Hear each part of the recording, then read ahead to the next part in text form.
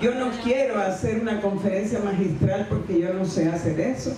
Yo tampoco he traído una presentación. Yo supongo que quienes están aquí ya leyeron la encíclica del Papa. Voy a hacer una cosa que no debía hacer porque casi suena de escuela, ¿verdad? Pero quienes la leyeron pueden levantar la mano. Ah, bueno, pues bastante gente, ¿verdad? No sé sacar el porcentaje. Vean, es un texto histórico. No hay ningún texto en el magisterio del Vaticano, que ha sido muy abundante, que tenga tanta ciencia. Y eso ya mismo es importante. Es importante porque ustedes saben que a lo largo de la historia la idea religiosa y la ciencia han tenido una bronca, han tenido problemas. Toda la primera parte de la encíclica, lo que le pasa a la Casa Común es ciencia, y yo creo que es ciencia muy sustentada.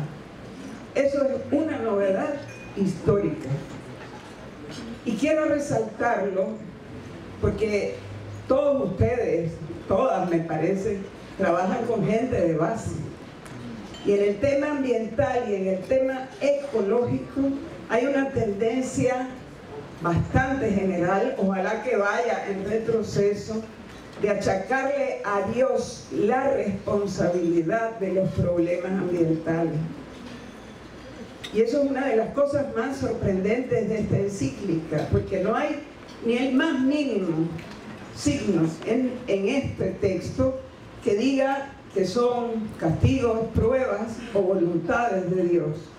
Sin embargo, en el pueblo centroamericano, al menos yo tengo esa experiencia, no sé ustedes, tal vez esto va en retroceso y no me estoy dando cuenta, pero en el pueblo centroamericano la sequía es un castigo de Dios, es una prueba de Dios.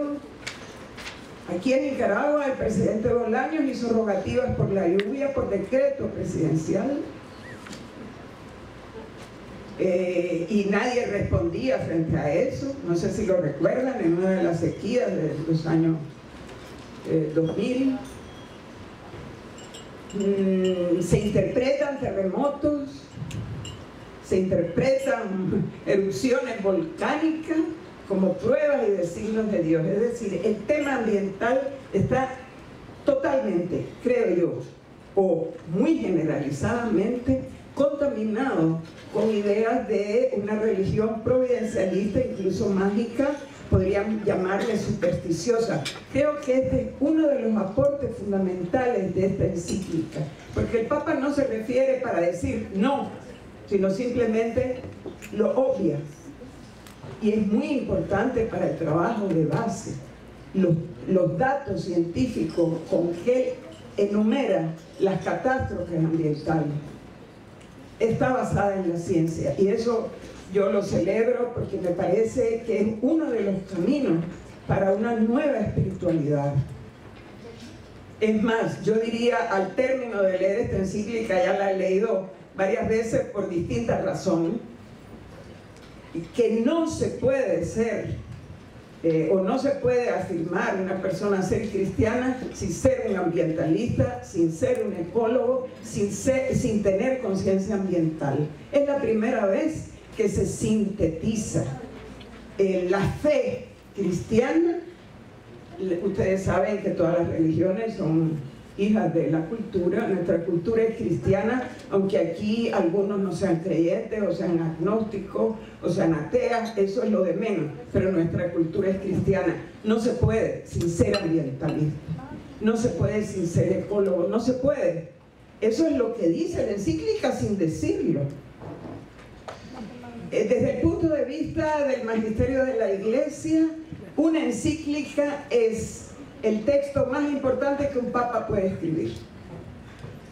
Por lo tanto, es importantísimo.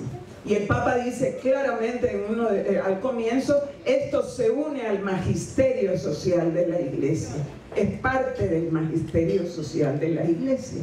Eso es importantísimo también. Magisterio social de la Iglesia hasta ahora se refería a problemas de clases sociales, a problemas del trabajo, pero nunca había ahondado en el tema ambiental. Eran cosas como dispersas, que él las recoge también, ¿verdad? Es un instrumento, tenemos una nueva herramienta. Quienes trabajan en temas ambientales, sean creyentes o no, eso es lo de menos. Sean cristianos de tradición católica o de tradición evangélica. Hay una nueva herramienta. Tenemos una nueva herramienta y parece que no, pero en este momento el Papa es una figura de alto perfil mediático y de gran solvencia moral. Y eso es importantísimo. Hay gente que dice, y lo comparto, pues yo no sé si el Papa quiere elevarle el perfil a la Iglesia Católica, pues, cuáles sean sus intenciones, porque hay gente que dice, como es jesuita, todas sus intenciones son conspirativas. Sí, yo toda mi vida he trabajado con los jesuitas y sé que así son, que saben manejar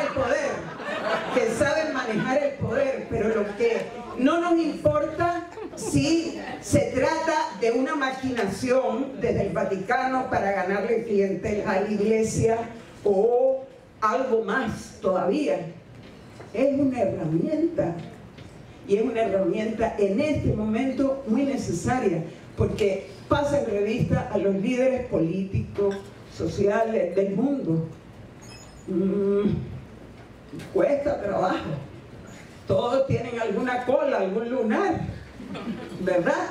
Y yo no digo que el doctor Jorge Bergoglio, como le decía Salvador, no lo tenga, pero en este momento es una de las figuras internacionales de mayor estatura moral. No sé si irá a París, pero evidentemente esto lo ha escrito él previo a París y previo a su presencia en el Congreso de los Estados Unidos, ¿verdad? Donde hay mucha gente al que a lo largo de la historia se ha escudado en la Biblia para no aceptar la realidad del cambio climático.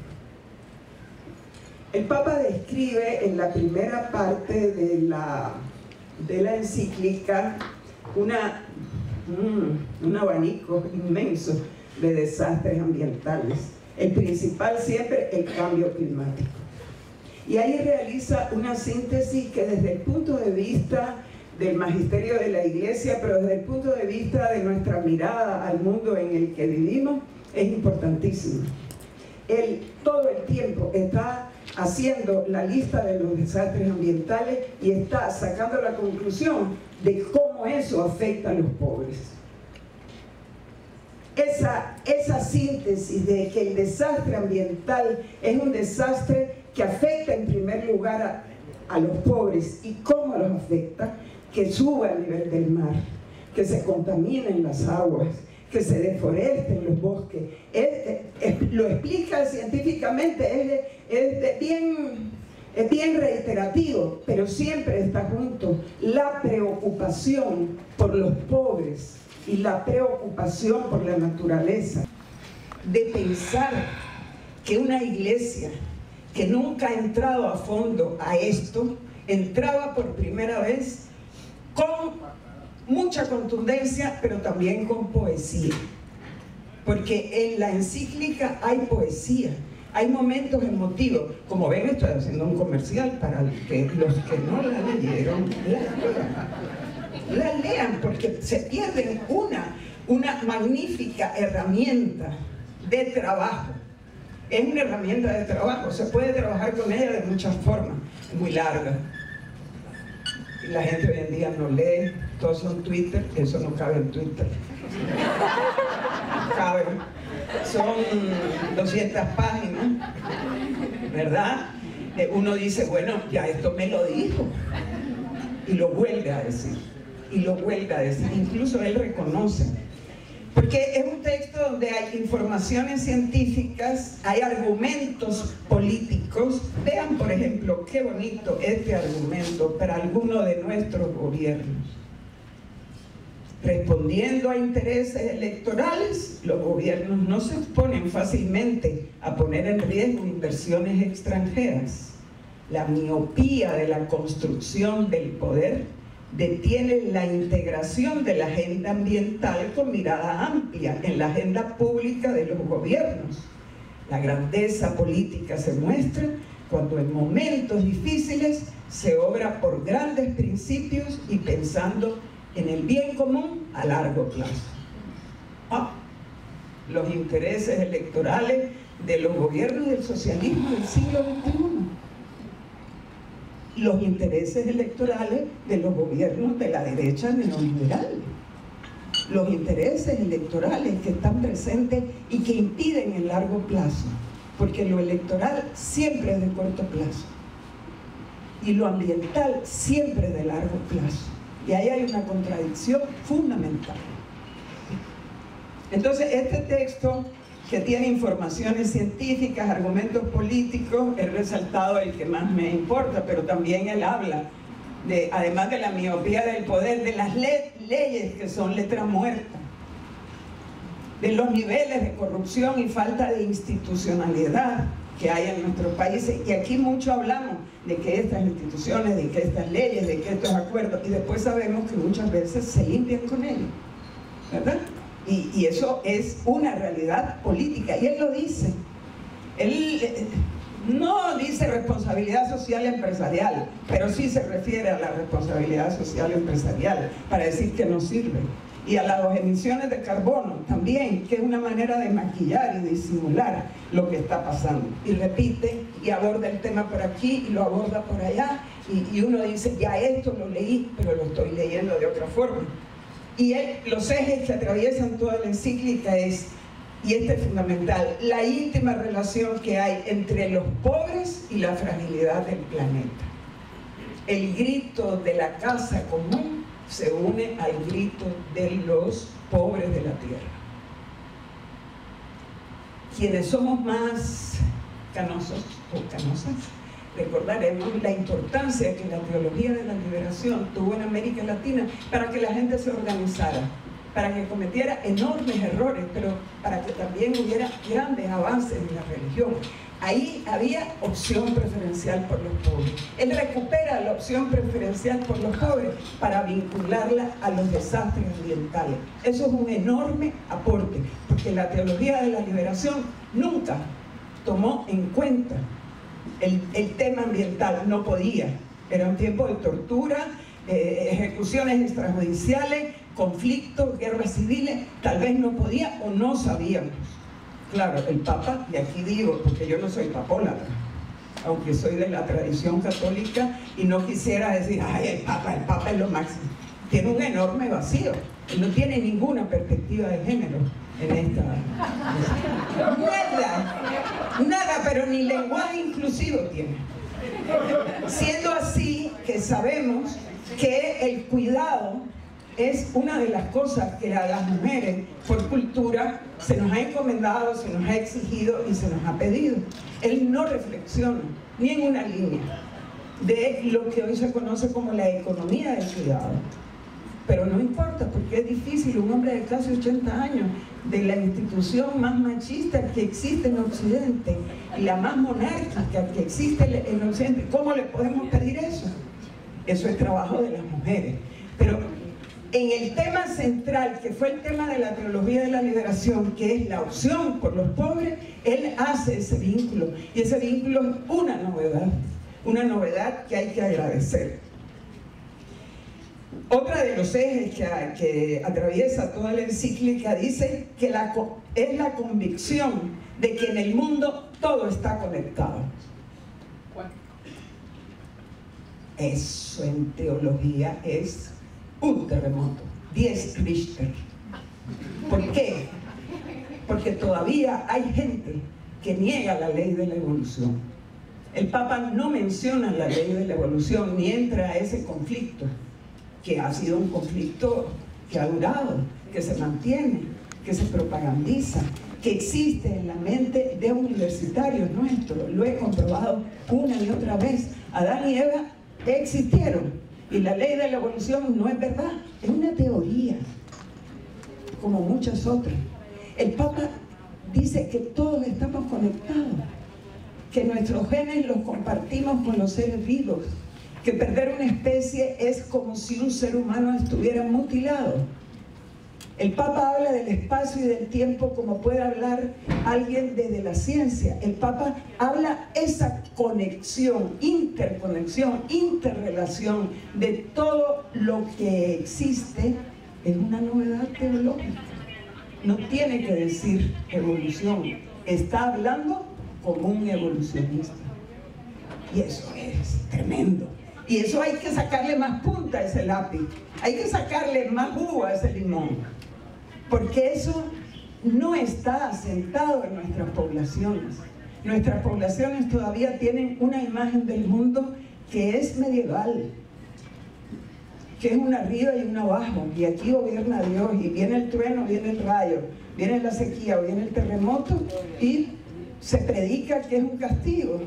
Y además es un castigo por comportamientos humanos. ¿Ya se pasó el tiempo? Ah.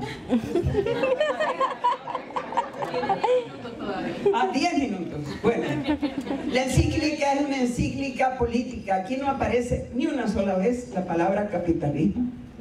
No aparece ni una sola vez la palabra neoliberalismo. No existen esas palabras. Él le llama el paradigma tecnocrático.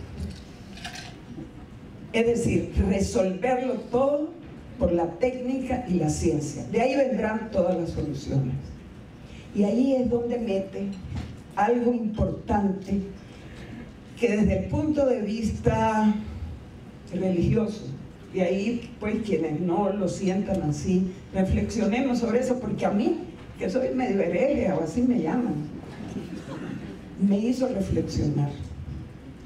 Él dice esto, voy a leerlo tal como él lo dice para no falsearlo, ¿verdad? Cuando habla de la tecnociencia, la importancia de las soluciones científicas y todo esto, él dice esto, y no lo encuentro, sí. La mejor manera, dice de repente, porque de repente tiene frases, dice, no somos Dios. La técnica y la ciencia nos han hecho creer que lo somos. Y le echa sus elogios, dice que qué bellos son los aviones supersónicos y los rascacielos. Él dice que qué bonitos son y que cuánta belleza hay en ellos. Lo que él dice es para pensar, dice, la mejor manera de poner en su lugar al ser humano y de acabar con su pretensión de ser un dominador absoluto de la tierra es volver a proponer la figura de un padre creador y único dueño del mundo, porque de otro modo el ser humano tenderá siempre a querer imponer a la realidad sus propias leyes e intereses. Creación, y antes era un evolucionista, está haciendo otra síntesis. Está dándole fuerza a la ciencia y a las ideas que la evolución nos ha enseñado, haciéndonos parte de algo mayor, ¿verdad? Que es un camino de espiritualidad. Pero él dice también, si la casa común pensamos que nos ha sido dada por un padre común, no la cuidaríamos más. ¿Cuidamos más una habitación de un hotel o la casa que nos heredó nuestra madre y nuestro padre? Es un tema a reflexionar, porque es un tema por el cual se encuentra simbolismo y sentido que tiene que ver con lo religioso. Puede ser que muchos de ustedes digan, yo no necesito eso, pero mucha gente sí lo puede necesitar.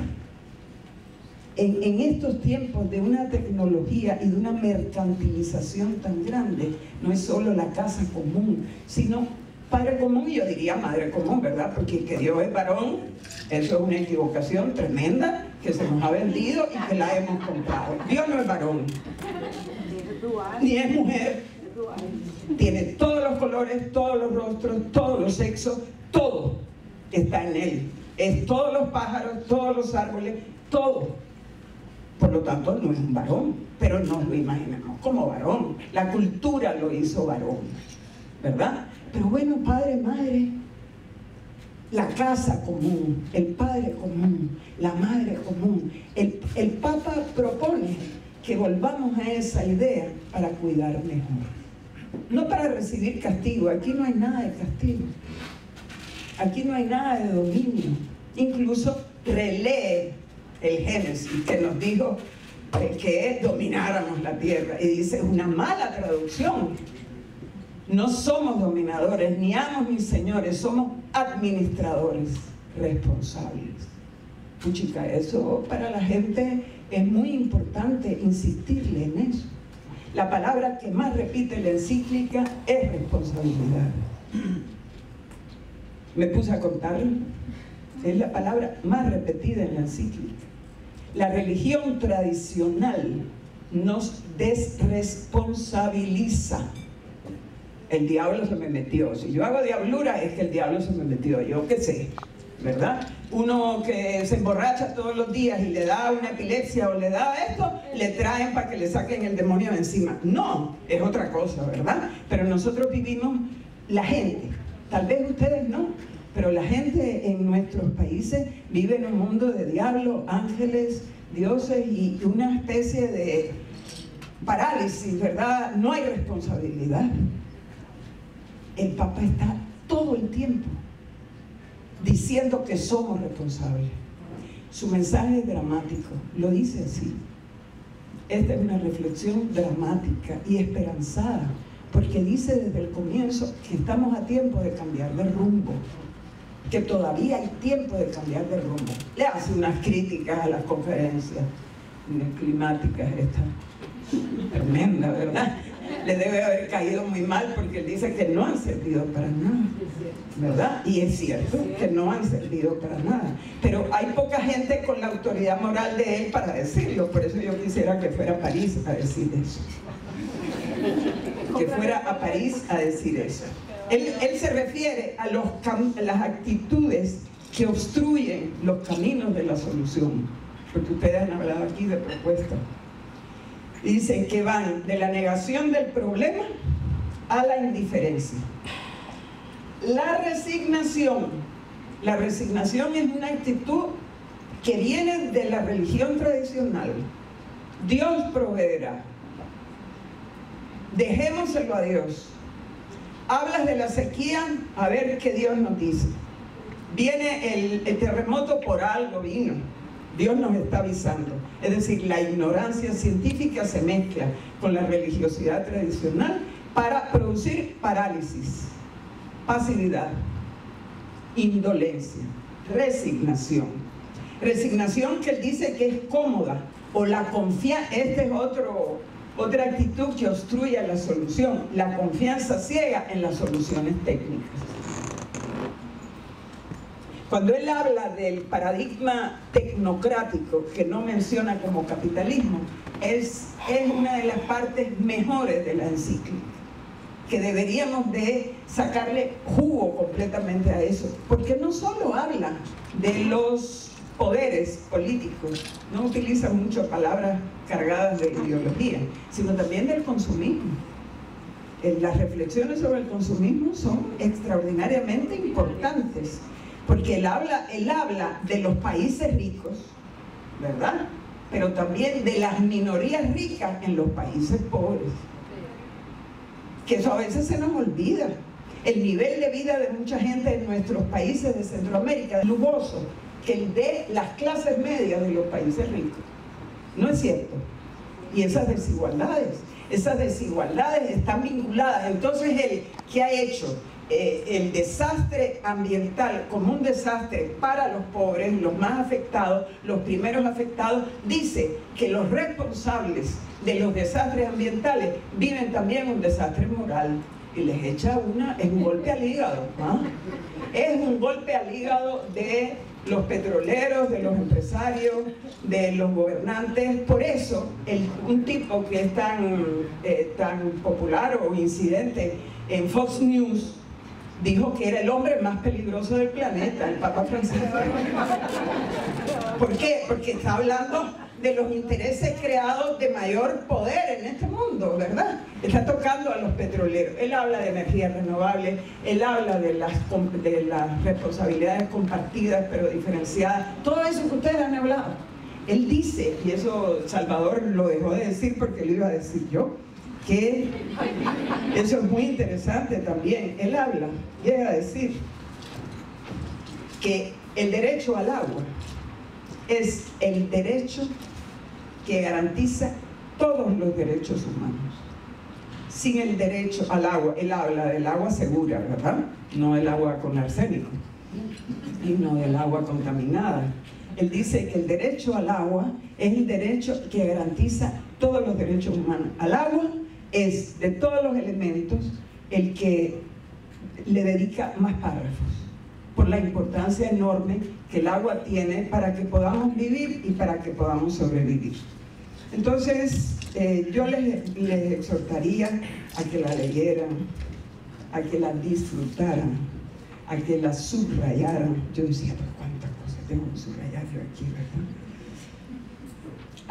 A que la convirtieran en una herramienta para la acción, para la reflexión, para la movilización. Hasta ahora, creo yo, no teníamos desde el campo de lo religioso, que es tan poderoso en nuestras sociedades, una herramienta de tanto valor. Tenemos que aprovecharla. Si ustedes no son creyentes y tampoco son papistas, y si son evangélicos, pues serán antipapistas con todo derecho y legitimidad, ¿verdad? No importa. Es una persona con una enorme presencia mediática. Es una persona que ha puesto a pensar a mucha gente. Es casi un milagro que del Vaticano haya salido esto, aunque yo no creo en milagros. Pero sería como si un dinosaurio empezara a cantar ópera. ¿Qué diríamos? De un fósil como es el Vaticano ha surgido un aria de ópera. Esto es la Laudato Si. Esto es la Laudato Si que el Papa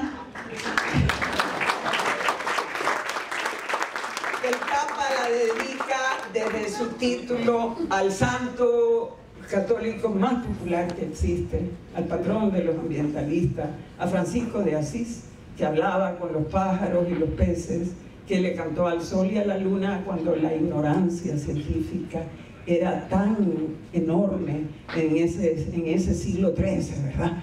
¿Qué pensarían? Un avanzado y un pionero. Está dedicada todo el tiempo a cantar. Él dice que la cosa está peluda, no dice así, ¿verdad? Pero él dice que la cosa está peluda, que está muy difícil. Y creo que propone muchos peines para lo peludo. Los propone desde el punto de vista de la información científica, los propone desde el punto de vista de la argumentación política, los propone desde el punto de vista de la espiritualidad, propone una espiritualidad ecológica, eso es nuevo, propone una educación ecológica, propone una serie de acciones.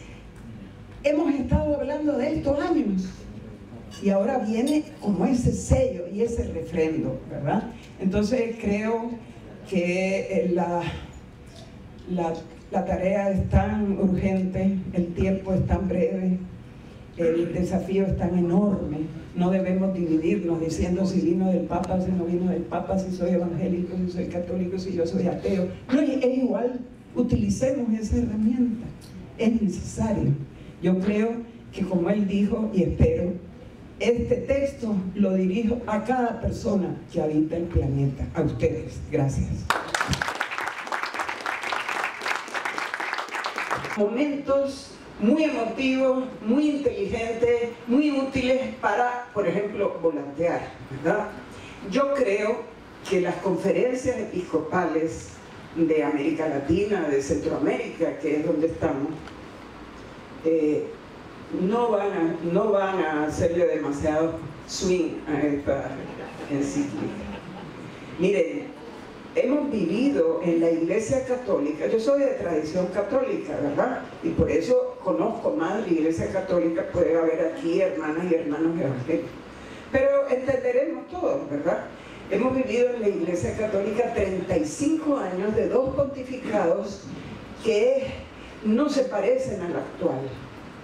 Y no se trata de que se vayan a cambiar dogmas de fe ni nada de eso. El Papa Francisco está yendo por otro camino, por un camino de cambiar estilo. Cuando cambia estilo en los poderosos, ya ahí hay un mensaje, porque los seres humanos somos animales simbólicos. Y lo que el Papa Francisco está construyendo con algunas frases, con algunas actitudes, son símbolos, símbolos de cambio. Y por eso pega en un mundo que, pues, todavía muy mediático, ¿verdad? Yo no creo, a mí me sorprende que, me refiero ahora al caso de Nicaragua, vivimos en un país constitucionalmente cristiano, además de socialista y solidario, pero a nivel de la Constitución de la República somos un país cristiano. No he escuchado una sola palabra de la gobernante de este país referida a la encíclica. ¿Por qué será? Porque el proyecto es neoliberal y extractivista. Es decir, no sé conferencias episcopales en otra parte. Es posible que obispos aislados puedan lanzarse a trabajar, pero tengo dudas, porque durante estos 35 años casi todos los episcopados de América Latina surgieron de nombramientos de los dos papas anteriores. Y a su vez ellos han formado seminarios donde hay sacerdotes anteriores. Y este mensaje es muy nuevo. Hay algo muy novedoso en este mensaje. El enfoque científico, ustedes no se dan cuenta porque ustedes tienen una conciencia científica, pero el enfoque científico es algo muy escaso dentro de la jerarquía. Entonces es posible que no haya lo que debe haber, nos corresponde a nosotros. Ustedes, ambientalistas, ustedes, aprovechen esa herramienta. Ahí tenemos una aguja, un martillo. No la usen como arma. No es un arma. No hay que dar batallas con armas. Hay que usar martillos, hay que usar clavos, hay que usar machete. Con el machete también se puede dar, y también con un martillazo, pero bueno, prefiero herramienta. Esa herramienta es muy importante para que la usemos. La Iglesia Católica y los ejércitos son las dos instituciones más sólidas en todos los países de América Latina. Son las más sólidas de todas. Siempre han estado ahí, son los poderes fácticos que se llaman, ¿verdad? Aunque no se les reconozca el poder, tienen poder. Y lo tiene más la Iglesia Católica que las iglesias evangélicas, porque la Iglesia Católica, al ser jerárquica y centralizada, pues tienes el interlocutor más fácil que las iglesias evangélicas, que son más horizontales en su jerarquía, ¿verdad? Y más dispersas. Entonces el cardenal de ustedes tiene un poder enorme, que lo está perdiendo además, porque muchas veces decimos cuánto poder tienen, pero no nos damos cuenta cuánto se está erosionando ese poder. Tenemos que mirar que el vaso se está quedando un poco más vacío. ¿Por qué? Porque hay una juventud que piensa más, porque la gente tiene más acceso a información. Por eso es importante sacarle el jugo a esta encíclica. Por eso es importante, por la novedad que tiene respecto de la religiosidad tradicional. Entonces, yo a tu párroco de Monimbo, no sé qué le podías decir, le podías decir: padre, le obsequio la encíclica Laudato Si, de su jefe, no, de su jefe espiritual. Me gustaría proponerle un seminario dentro de la parroquia sobre la Laudato Si, y yo me ofrezco a preparar ese seminario. ¿Por qué no lo haces?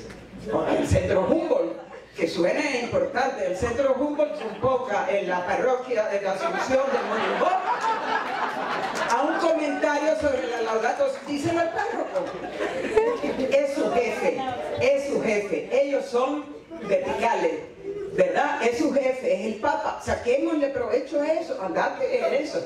Y vos, Mónica, igual, mové a la gente de la ruta del canal con la Laudato Si. Es decir, si ellos no lo hacen, es que estamos acostumbrados a que el que manda haga las cosas. No, nosotros tenemos, la herramienta es nuestra.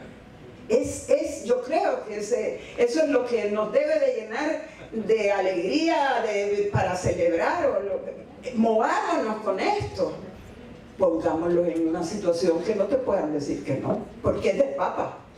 Y le dice, no Papa, no le digas Papa, Santo Padre, Beatísimo Padre, todo el Santo Padre, que es su jefe, su santidad, Francisco, ha hecho este texto, se lo vengo a regalar y a proponerle un seminario en la parroquia. ¿Ah? ¿Qué te va a decir que no?